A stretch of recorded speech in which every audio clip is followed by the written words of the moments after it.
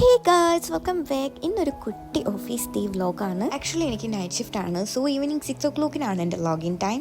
So ഞാനൊരു 5:30 ഒക്കെ ആകുമ്പോൾ തന്നെ ഇറങ്ങി. ആൻഡ് ഈ ഒരു ഈവനിങ് ടൈം ആയതുകൊണ്ട് തന്നെ നല്ല ട്രാഫിക് ആയിരുന്നു.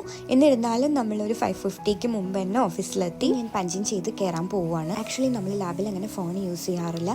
ദെൻ നമ്മൾ കാണുന്നത് ടീ ടൈമിനാണ്. ഒരു 7 o'clock ഒക്കെ ആകുമ്പോഴാണ് നമ്മളുടെ ടീ ടൈം. ആക്ച്വലി എപ്പോൾ വേണമെങ്കിലും പോവാം, ബട്ട് നമ്മൾ ആ ടൈമാണ് ചൂസ് ചെയ്യുന്നത്. നമുക്ക് ഗ്രൗണ്ട് ഫ്ലോറിലേക്കാണ് പോകേണ്ടത്. ബട്ട് നമ്മൾ 8-ലെത്തിയിരിക്കുന്നു. അങ്ങനെ നമ്മൾ റീഫ്രഷ് ആവാൻ വേണ്ടി നല്ലൊരു ഹോർലിക്സ് ഒക്കെ കുടിച്ചു.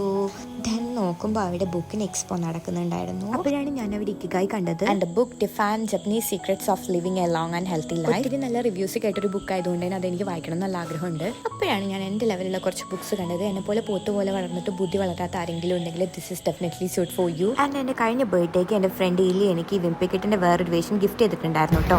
നമ്മളെ കൂടെ ഉണ്ടായിരുന്ന ഒരുത്തൻ നമ്മളെ കൂട്ടാതെ പോയി. സോ നമ്മൾ അവനെ തോൽപ്പിക്കാൻ വേണ്ടിയിട്ട് വേറൊരു വഴി കൂടെ പോകാൻ നമുക്ക് എത്തുമോ നോക്കി കയറാൻ ആടെ എത്തിയിട്ടുണ്ട്.